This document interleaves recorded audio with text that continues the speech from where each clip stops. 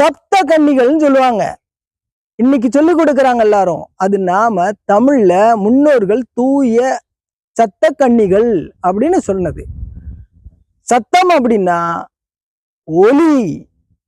அந்த ஒலியை நாம 7 சுரங்களாக சுரக்க வைத்து 7 விதமாக அதை வடிவமைக்கிறோம்.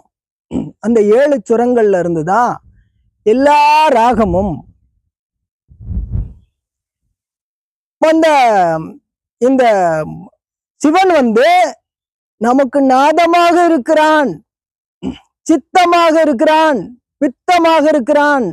சித்தம் எங்க இருக்கு அப்படின்னா நமது மூளை சிந்திக்கும் திறன், அது செயல்படும் திறனோடு இருப்பது சித்தனோடு இருக்கிறது. சித்தம் அப்படிங்கிறது சிரம் கொண்டது, சிரம் கொண்ட சித்தம்.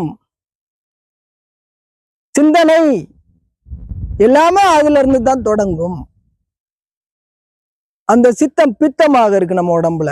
பித்தம் அப்படின்னா சூடு. இந்த இறைவன் நமக்கு உயிராக இருக்கிறான். எப்படி இருக்கிறான்? சூடாக இருக்கிறான். ஒரு குறிப்பிட்ட அளவு சூடு நம்ம உடம்புல எப்பவுமே இருந்துகிட்டு இருக்கு. அதுதான் இறைவன். அவன் சரியா இருக்கிறான்னா அந்த சூடு கரெக்டா இருக்கும். அது முன்னா பின்ன போச்சு அப்படின்னா நோய். அது எல்லாருக்கும் தெரியும்.